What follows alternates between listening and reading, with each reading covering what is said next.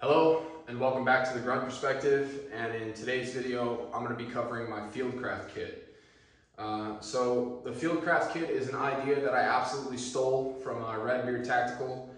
He made a post on his Instagram about a year ago where he introduced the idea of like keeping all of your Fieldcraft stuff in one kit, and I really like that idea because previously I just had all my stuff spread loaded throughout my pack.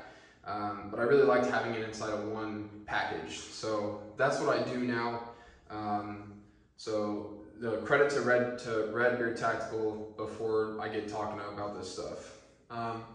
Now continuing on, the Infantryman tools video that I covered, as well as part of the Infantryman hydration considerations videos, all of those three videos more or less blend together. With being that they're all concerned around Fieldcraft. Having the proper tools with you is going to allow you to use some of this other equipment here. There's the Sharpening Stones. Like if I didn't have tools with me, then there'd be no reason to carry those Sharpening Stones, right? So if you haven't seen those two videos, either watch them after this or you can pause this video and watch them now. And just to keep in mind, all three of those videos are really meant to be together onto one larger subject of Fieldcraft. So to talk about Fieldcraft, Fieldcraft used to be a really big deal in the infantry, and it isn't that much of a big deal now, and I'm not really sure why. There's a couple speculative reasons that I can think of, being that we didn't really do a lot of that stuff in the Middle East. We had very strong supply chains in the Middle East, and we never really had to worry about soldiers or Marines not having food or water.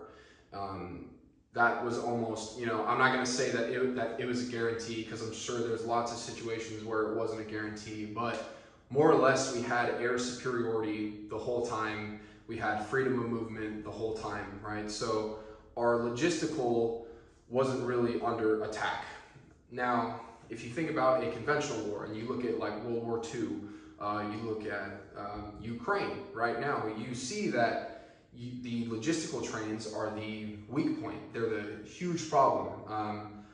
Logistics not being able to keep up with the front, and guys they're running out of food, they're running out of water, they're killing livestock and they're cooking livestock to feed their troops and things like that.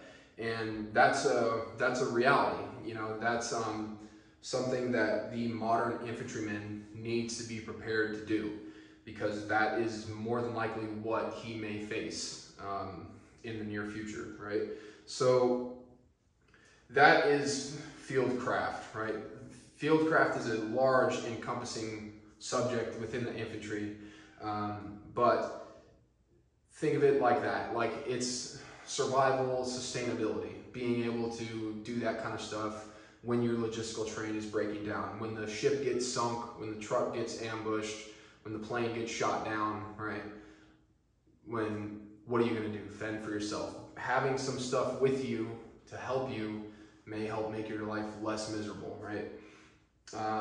So to talk about survival versus Fieldcraft, right? This is not a survival kit. And the reason I say that this isn't a survival kit, even though this has a lot of the same items that a survival kit would have, is because I intend to consume these items when I go to the field. I intend to use them, and I bring them with me for the specific purpose of using them. How that's different from a survival kit is its own contained package that I do my very best to not use unless I absolutely need to use it, right? So this is my consumables, more or less, right? It's not a survival kit. I've got another survival kit that I'm going to eventually do a video on, but really it's more or less the same stuff that you would see in a survival kit, but it's just redundancies, so you don't have to consume your survival kit and cannibalize your survival kit, because you know that you're going to need that to survive. When you're with your ruck is more or less a giant survival kit. Like everything that you could ever want or need is inside your ruck, right? To include this stuff. A survival kit is small and compact, and you're going to be roughing it, right? So really wanted to make it clear that those are different things. Now, like I said, if you haven't seen the Infantryman tools video, I talked about the multi-tool and the knife at great length in the Infantryman tools video. I'm not going to talk about it more here, but you need to have good quality knife and multi-tool if you're an infantryman, and that's all that I'll say about it here, because there are thousands of uses for them, and I'm not going to try to name them all in this video. So yeah, getting into the Fieldcraft kit now. Like I said, I got the idea of keeping it all in one kit from Redbeard Tactical, and I keep it inside of a Night Eyes, a waterproof bag, just a Ziploc waterproof bag. Now, when this kit is fully packed, I keep it inside of one of the outer compartments on my malice pack. And the reason I keep it there is because it's something that I'm going to be pulling out rather frequently. I don't want to have to open my pack and get into like my sleeping system and things like that to get this stuff out. So I keep it on the outside, easy to access, and if I wanted to, I have a carabiner on it, so I could clip it to my belt or something like that if I really wanted to take it with me, or put it inside my pack, right? It's a little bit too big to put inside of a pocket, so that probably wouldn't be feasible. So that covers the pouch. Now to talk about the stuff that I keep inside of it. Number one, up at the top here, is going to be some water bags. These are 1 liter capacity water bags made by, I think, by Whirlpack, and I have 3 of them here. So 3 liter water carrying capacity, paired with some water purification tablets. Now, like I said, I already talked about water in the hydration considerations video, but being able to carry a little bit of extra water might not be a bad idea. Reason being, you know, if you are planning a patrol and you're trying to fill up water at this river, patrol for several days until you get to this river, you might want to carry some dirty water that you can filter as you use, right? So I got 3 liter carrying capacity there, and I have 30 tablets here that I could, you know, I could keep filling this up and refiltering it and things like that. These tablets are different than the ones that I showed inside the hydration considerations, and the reason being is because with the tablets in the hydration video, they're meant to be paired with the water filter. The water filter, it catches the cryptosporidium and the giardia, and then the tablets kill the viruses and the bacteria. These, because I'm not pre-filtering it with these bags, I mean, I would have the water filter with me, right? But if I didn't, then these are good to go. They kill everything. The giardia, the cryptosporidium, bacteria, and viruses. So these are one-stop shop. Put 1 tablet in with 1 liter of water, and it's clean, right? With some pre-filtering and whatnot to get all that dirt and silt out of it if you need to. So that's why I have those differences there. If for whatever reason I'm not using my water filter, which I most likely would be, but these ones are the one-stop shop, like I said. So the next thing is a little Ziploc bag of fire tinder here. Now, fire is one of those things that's like, well, why would you ever need to make a fire, you know? And I see that because like fire is a huge signature problem. Like if you're trying to remain hidden, then making a fire is probably one of those things that you don't want to do. But, you know, this is, if you are in a scenario where you are going to freeze to death, you could dig a Dakota fire hole and you can make a fire like that. And, you know, if you're in one of those situations, chances are your time is going to be on a very short clock, and not just having tinder with you might help you get a fire going much faster, right? Assuming you have some fuel that you've hopefully been stocking up inside of like your PV or your harbor site or something like that, right? So having a little bit of fire tinder just in case you're in a really wet environment or if time is of the essence. So yeah, some fire tinder. Next thing I have is some 100 mile an hour tape, flat packed on a piece of cardboard. Now, a lot of people, when they carry tape, the first thing that they'll say is like, I carry this in case I have to do demo. And I don't think people have ever done demo who say that, because I don't think they comprehend how much tape it actually takes to do demo. So like, if I know that I'm gonna be doing demo, I'm not bringing this. I'm bringing like multiple rolls of duct tape, right? That's a little bit off topic, but either way, the main purpose of this tape is to make light repairs, tarps, jackets, anything that you could think of to use tape for, right? Maybe, you know, your J-on broke for your PBS-14 and you're trying to rig it up to your Rhino mount or something like that, right? Having tape is useful. Hundreds of different things that you can use tape for, so I think it's worth carrying. Next thing that I have here is 3-gallon bags, just a regular Ziploc bag with a little bit of electrical tape to keep them contained there. And the reason I carry those is, one, I've used them if like I've been given some papers or something like that, or like a booklet that, you know, just before I leave for my mission or something like that, and I want to keep those safe. So I pull that out, put that book inside of one of them Ziploc bags, and then I can fold it up and stow it so it's a little bit safer.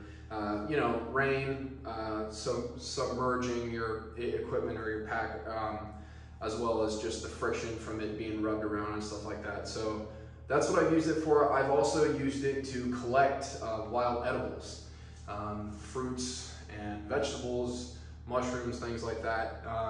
Having some way to collect and store those, like I'm talking about, might be something that will help you in a conventional war if your supply lines are stretched thin and things like that. So I have another thing that I'm going to talk about with that in the end of the video, but that's what I've used them for. I think they're worth carrying.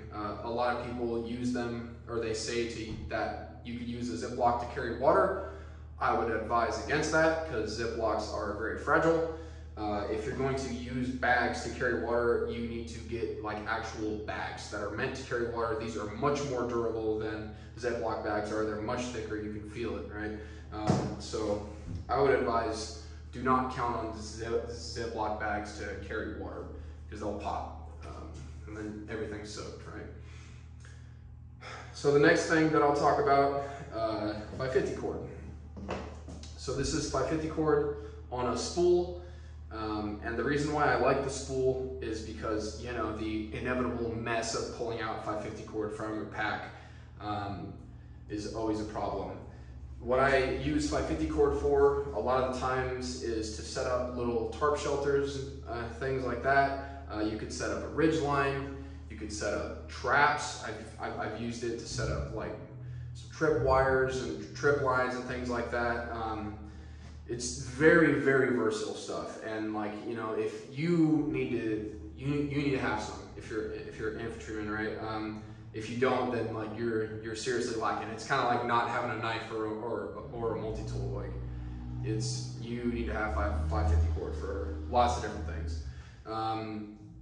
Some people carry it in lines. They'll carry it in like 15-foot and like 25-foot lines, and they'll carry like 10 of each. I personally don't like that because I just don't like being set to that distance. This thing has a razor on it, and when I pull it out, I just cut it to as long as I need it to be, and I wrap it around here so it's nice and organized and neat. Used 550 cord to set up field expedient antennas. Like I said, the trip lines, or just hanging out a piece of 550 cord to like dry out some of your clothes and stuff when you're inside of your PB or your harbor site, right? So 550 cord's got 1,000 different uses, but you need to have some. Next, a little roll of electrical tape. What I end up with the electrical tape most of the time, what I use it for is my maps. I fold my maps up to the size that I want them to be, and then I use tape to kind of keep them in order, to keep them folded and whatnot. I've used binder clips before and they just get snagged on stuff. So I like the tape for that. In addition, you know, use your tape to roll up your straps, make sure that you look good, because looking good's half the battle. So electrical tape, good thing to have. Another thing that I use electrical tape for quite frequently is taping my pressure pad for my laser to my rifle. There's a lot of super high quality like pressure pads and stuff out there, but unless you want to buy them, which you could buy them, the one that you get given is like, it's just like Velcro, and it doesn't really stick to anything once one or two guys have used it and turned it back into the armory. So I use the tape for that a lot of the time. Electrical tape, good to go. Next thing, some zip ties. So some zip ties, you know, another one of those things that's useful for 1,000 different things. I've used them to bundle up some brush to help make concealment, things like that. Add concealment to my my concealment hood, things like that. I've used them to fix gear. If you pop a shoulder strap or something like that off your pack, then zip ties come to the rescue. You could carry some different sized ones. These ones are relatively small, but I chose them because they're the proper length to fit inside the pouch. And if they're ever too long, then you can put a couple of them together. Another use for zip ties is like what people say is you can use them for like zip cuffs.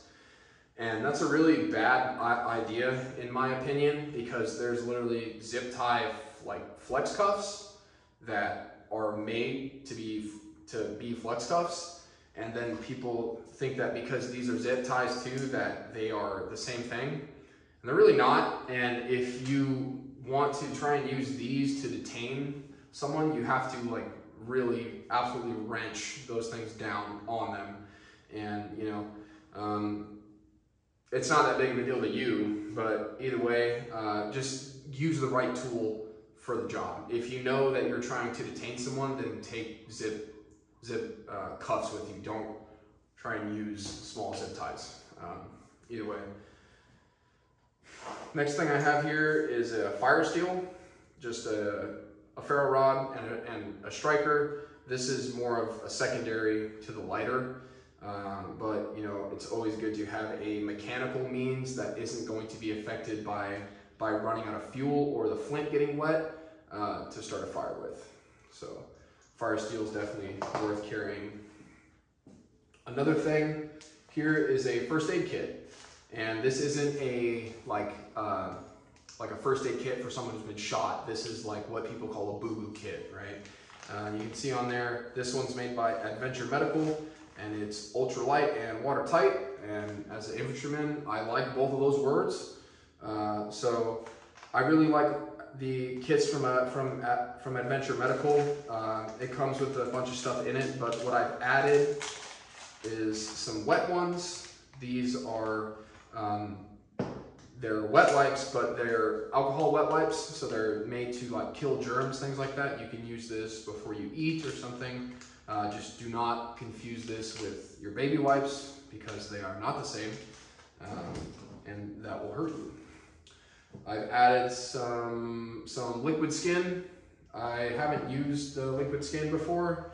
It's relatively new add-on for me, so if you got an opinion about it, go ahead and drop it down in the comments.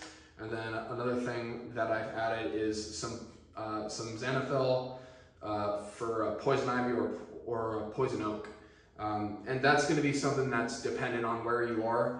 If that's not a problem in where you are, then it's not a problem. You don't have to carry it. But good thing to carry if you are affected by poison ivy or poison oak. Having a little bit of relief. You know, if you're in a training environment, you can go talk to the corpsman, you can go talk to the medic, and it's not that big of a deal. He'll probably have this with you, but if you're in a real environment, having a little bit of relief for that is going to make the world of difference to you, right?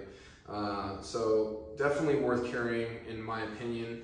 I will note that I do not carry this actually inside the Fieldcraft kit. I couldn't think of any other video that this would fit into, so I decided to show it off in the Fieldcraft kit here. But this is its own thing. It goes inside of one of the exterior pockets on my rucksack as well. The next thing that you'll see will be bungee cords. I carry at least like 3 or 4 bungee cords, and I don't carry them inside this. I keep them wrapped around the frame of my pack. And bungee cords are another one of those things that are useful for everything, right? What I've used them for is when I have like a ghillie blanket on my pack, I use the bungee cords to keep it like under control so it's not hanging off my pack like a big cape. I've used bungee cords to lash additional equipment to my pack that I didn't expect I would be carrying, like big radio antennas or something like that. I've used bungee cords to like tighten my pack up so it's not as loose, and it makes the load carriage a little bit easier. I've used bungee cords for setting up quick, hasty tarp shelters, things like that. So bungee cords are absolutely good to go item, and you should carry at least a few of them if you can bear to. And I don't carry any particular color, just a nice tactical subdued color to make sure that it's not drawing the eye. So bungee cords, super awesome. Next thing that I have here is 3 aluminum tent stakes, and what I use these for, I could use them for a couple things, but what I use them for is tarp shelters, or if you have a fire going, you can put these into the ground and elevate your canteen cup on top of it, so you don't have to put your canteen cup straight into the fire, so you can cook whatever you're trying to cook inside your canteen cup, little squirrel stew or something like that. But yeah, the main purpose is quick, easy tent stakes for little tarp lean-tos, things like that. Next thing here is a tube of crazy glue. You could use crazy glue for like the liquid skin thing that is inside of the first aid kit. You could use it to fix boots, that if the sole is coming off or something like that. Another thing that you could carry would be shoe goo, but those come in a real big tube, and if they had a smaller tube, I'm sure they do, I just haven't happened to see it. If they had a smaller tube of that, I'd probably add it, but the crazy glue is going to be useful for, again, little fixes on your gear, things like that, like maybe, you know, you smash your PEC 16 and you're not in a training environment and you gotta super glue that thing back together. An extreme example, right? But it's something that could happen. So having some super glue might be a good thing to carry. Next thing, a big lighter. Of course, this is going to be my primary means of starting a fire. Another thing, if you're cutting paracord, you can see it's got the tail on there. You can use it to burn the end of your paracord, make it nice and neat. But the main purpose of that is to start a quick and easy fire. This is where this kind of differs from bushcraft. Like you talk to a bushcrafter guy and he'll show you he's got this big fat like fire steel and he throws a bunch of sparks, things like that. If I have the option to, I'm using a freaking lighter every time. It's easy, fastest way to do it, easiest way to do it, and I'm going to use a lighter if I have the opportunity to use a lighter. Last thing, well not the last thing, but we're getting to the end here. Sharpening stones for my knife, my hatchet, or my machete. Having a little bit of tools or having a little bit of equipment to maintain your tools is another one of those things that isn't important in the 5-day field op, but you go for 15 days, 25 days, or you're in real war, eventually your stuff's gonna get dull. And you know, you want your tools to work for you, not you to work for the tool. So being able to sharpen your tools is going to be something that in the long run is going to help you out.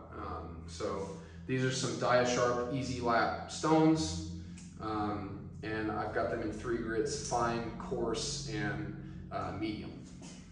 Keep them in a rubber band so they're all nice and together. Next thing that I'll talk about is a sewing kit.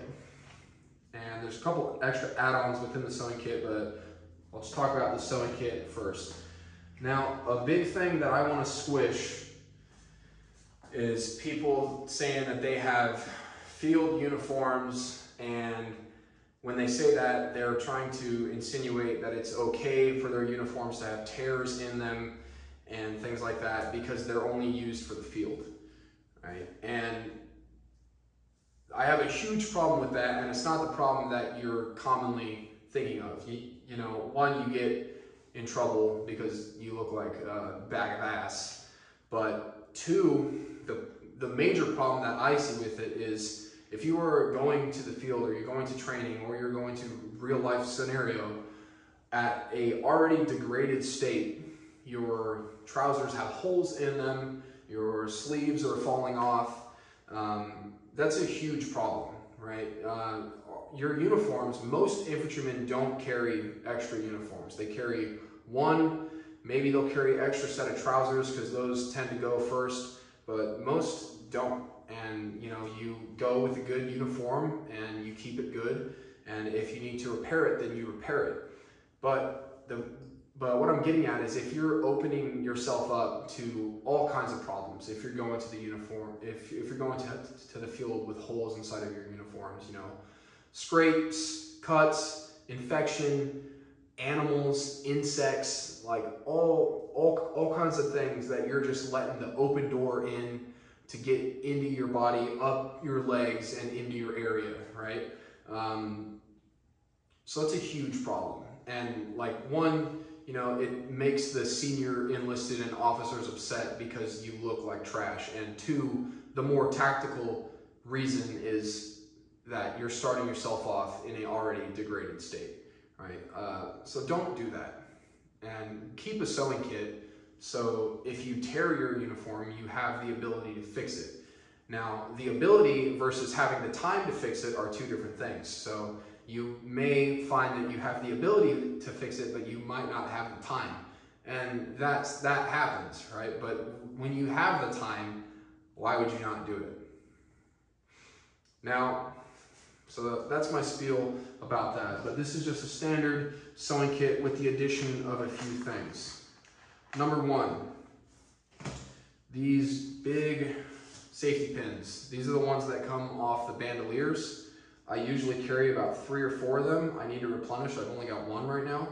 And the reason why I carry these is because these ones are really good for quick fixes. If you got tears, then you pin this up real quick and you're guarding yourself against all the stuff that I just talked about for a quick fix until you can sew it or you can take it to get your uniform fixed, right?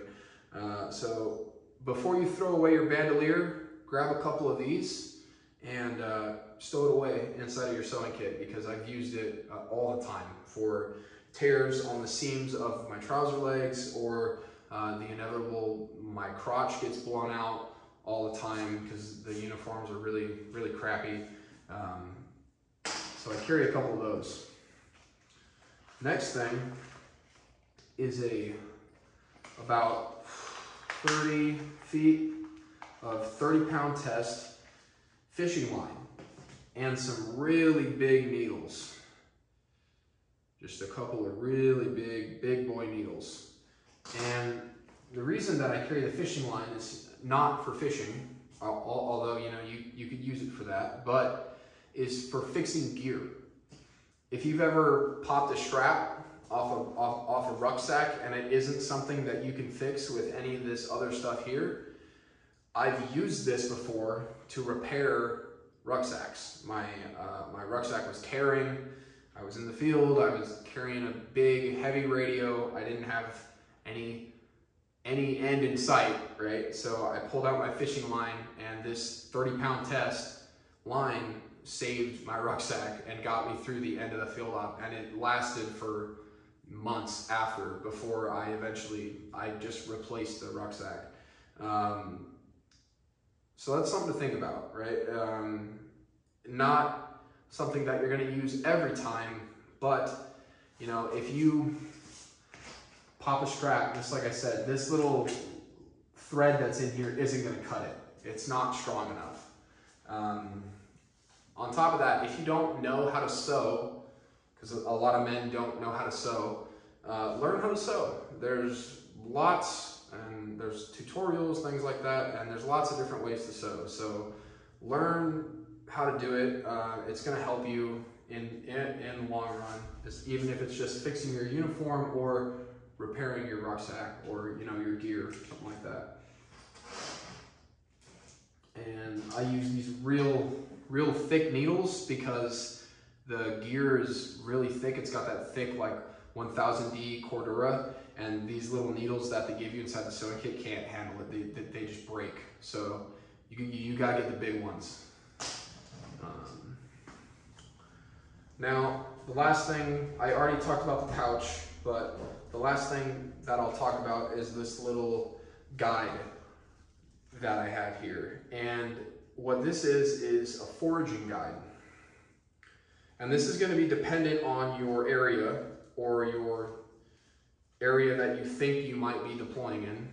And what this is you can see it's pictures, descriptions, of all the wild edibles in the area, and this is going to be something that you can ask your higher chain of command to do for you, or if they're not doing it for you, you can do it yourself. All this information is open source. You can find it on the internet, right? If you just look, say you're in, I don't know, Arizona, and you want to look up what you can eat, you just go to Google Arizona wild edibles, right? And you can see this breaks it down really simple. This one here is prickly pear cactus, and it says here that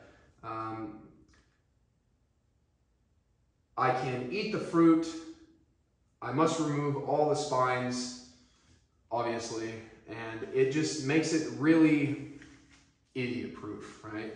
So do this if you don't want to learn all the wild edibles, because if you eat the wrong stuff, it's another one of those things like I talked about in the water video. It's a really fast way to fuck your life up. So make some of these, get them out for all of your soldiers or Marines in your squad, and have them laminate them. And then if they ever need to do it, they can pull this out and they can reference it and know what they can and what they can't eat. Even down to, like, this is the noni fruit, and it tells you that there are certain parts of it that you can eat and certain parts of it that you can't eat, right? So get really detailed with it, because if you are in a real life scenario, this might, you know, save your life. Might being able to find food, know what you can and can't eat is something that's going to be important to you. So to wrap up, this is the 3 videos combined: the infantryman tools, the hydration considerations, and this video covers a lot of my thoughts about fieldcraft and why it's going to be so important. I really hope that those 3 videos combined has given you guys a lot of ideas. You now are thinking about some things that you might not be thinking about, because if we're looking into the future, you know, the next war that we might be fighting, this stuff is going to be important, and you learn how to do the skills now, get prepared now, because if you don't do it, then you're going to die. And you're going to die of starvation and dehydration, right? And that's a horrible way to die. Horrible way to go out knowing that you've evaded capture, evaded being killed by the enemy, just to die because you ran out of food and water, right? So on a very heavy-hearted end here, thanks for watching, guys, and I'll see you next time.